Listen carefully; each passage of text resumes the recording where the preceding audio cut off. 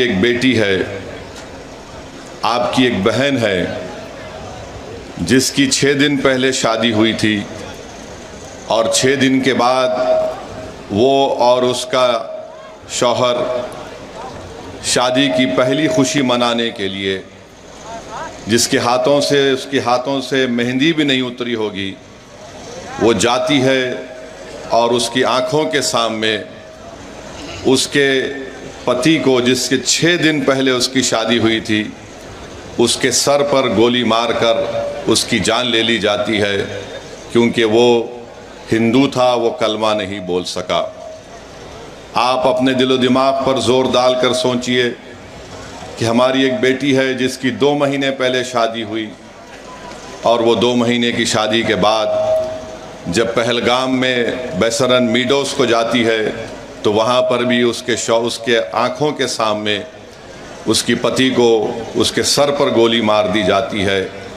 और वो बेवा हमारी बेटी ये कहती है कि जब मेरे पति को गोली मारी गई तो मैं उसके चेहरे को भी नहीं देख सकी बराबर।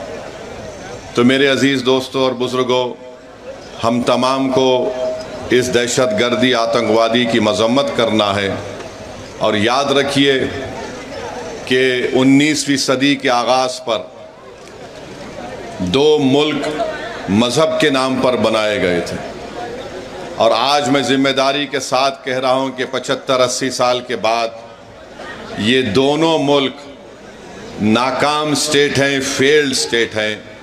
एक का नाम पाकिस्तान है, दूसरे का नाम इज़राइल है। ये दोनों भी मज़हब की बुनियाद पर बनाए गए थे। एक ये कहकर भारत को तोड़ा गया कि मुसलमानों का अलग मुल्क होगा और एक मुल्क को ये कहकर अरबों की ज़मीन छीनी गई कि यहाँ पर हम यहूदियों का मुल्क बनाएंगे। उन्होंने यहूदियों का मुल्क नहीं बनाया बल्कि ज़ायनिज़म की आइडियोलॉजी को आगे बढ़ाने के लिए मुल्क बनाया। ये दोनों ममालिक एक फेल्ड स्टेट है जहाँ पर उन्हीं के मुल्क में लोगों पर जुल्म किया जाता है। तो हम उम्मीद करते हैं कि हमारी सरकार, इस देश के प्रधानमंत्री, ये जो आतंकवादी हमला हुआ है, बुज़दिलाना हमला हुआ है, वो उस पर मौसर कार्रवाई करेंगे, मरने वालों को वो इंसाफ दिलाएंगे।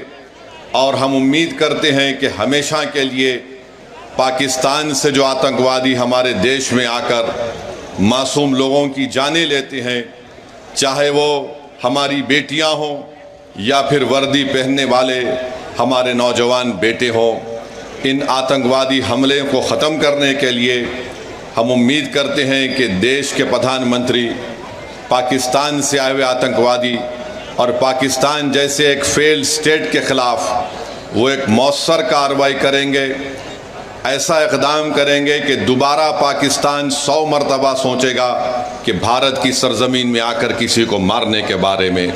मेरे अज़ीज़ दोस्तों और बुज़ुर्गों, मैं आपको ये बताना चाहता हूँ कि पाकिस्तान ये पूछ रहा है कि भारत के पास अगर कोई प्रूफ है तो दो। अरे बेशर्मो, क्या हमने तुमको पठानकोट में बुलाकर नहीं दिखाया था कि पठानकोट हमारा एयरफोर्स का बेस में तुम्हारे आतंकवादी आकर वहाँ पर कोहराम मचा कर गए? तुम्हारी लोग पाकिस्तान से आकर देखे, उसके बावजूद भी तुमने उन आतंकवादियों के ख़िलाफ़ कोई एक्शन नहीं लिया। 26/11 का वाक़या हुआ, मैं जानता हूँ, आंध्र तेलंगाना में निज़ामाबाद एक इलाक़ा है, वहाँ की हमारी एक बेटी जिसकी शादी हो के चंद दिन हुए थे, उसने अपने ख़ानदान वालों के साथ वीटी स्टेशन पर थी। पाकिस्तान से आए हुए आतंकवादियों ने वीटी स्टेशन पर गोलियां मारकर लोगों की हत्या की, तो उसमें निज़ामाबाद की एक नई दुल्हन भी मारी गई थी। पाकिस्तान कभी भी इकरार नहीं करेगा कि उनके मुल्क से आतंकवादी आकर भारत में लोगों का कत्ल कर रहे हैं। पाकिस्तान को अब समझाने का वक्त ख़त्म हो चुका है। मैं बड़ी ज़िम्मेदारी के साथ जज्बात में लाए बगैर कह रहा हूँ कि ये वक्त जवाब देने का है, ये वक्त सोचने का नहीं है। वरना याद रखिए, हर 6 महीने, हर 2 महीने के बाद ये आती हैं, या तो हमारी फ़ौज या हमारी CRPF के जवानों को या फिर मासूम कश्मीरियों को निशाना बनाते हैं। तो हम उम्मीद करते हैं कि हमारी हुकूमत इनके ख़िलाफ़ एक मौसर इक़दाम करेगी। जितने भी इक़दामात, जितने फ़ैसले भारत सरकार ने लिए हैं, MIM पार्टी उसकी तायीद करती है। जैसे भी हो, पाकिस्तान को अगर कमज़ोर करने के लिए उनकी मईशत को, उनके इकानमी को कमज़ोर किया जा सकता है तो बराबर किया जाना चाहिए। और जो भी तरीक़ेकार हुकूमत इस्तेमाल करेगी, हम उम्मीद करते हैं कि आतंकवाद ख़त्म होगा। ये देश का मसला है, ये कोई सियासी मसला नहीं है, और लोगों को भी इस पर राजनीति करने की कोई ज़रूरत नहीं है। मैं आपको बताना चाह रहा हूँ कि हमारी बेटी, जिसका नाम हिमांशी है, उसके पति को गोली मारकर 6 दिन के बाद शादी करके गए थे, उसका कत्ल कर दिया गया इन आतंकवादियों ने। ये हमारी बेटी हिमांशी का पैगाम देती है, हमारे देश में बसने वाले जो लोग हिंदू मुस्लिम का जहर फैला रहे हैं, वो कहती है कि मैंने अपने पति को खोया, मगर मैं नहीं चाहती कि मुसलमान और कश्मीरियों के ख़िलाफ़ नफ़रत के मज़ारे किए जाए।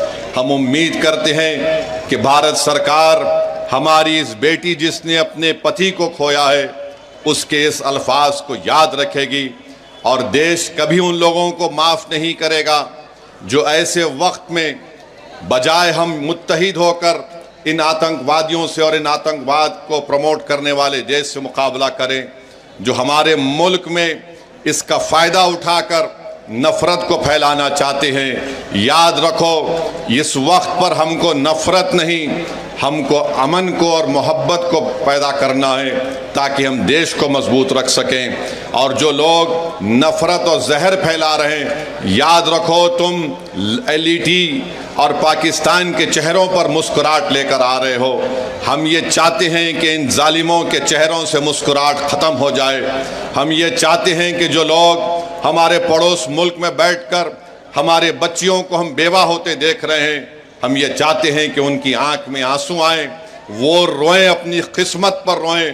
और आज ये वक्त है कि भारत को एक मुत्तहिदा तौर पर ऐसे लोगों के ख़िलाफ़ पैगाम देना है। हम भारत के प्रधानमंत्री से इस बात का मुतालिबा करते हैं कि जितने 26 लोग वहाँ पर मारे गए, भारत सरकार उनको शहीद का रुतबा दे, ताकि लोग हमेशा के लिए उनको याद रख सकें। ये मैं ही नहीं कह रहा हूँ, बल्कि उन परिवार के लोग इस बात का मुतालिबा कर रहे हैं कि जो लोग मारे गए उनको शहीद का रुतबा दिया जाए। जो मारे गए उनके परिवार के लोग कह रहे हैं कि हम इंतज़ार कर रहे हैं कि कब हमारे मरने वालों से इंसाफ होगा। हम उम्मीद करते हैं कि भारत सरकार एक ठोस और मजबूत इक़दाम करेगी ताकि आतंकवाद का खात्मा हो सके।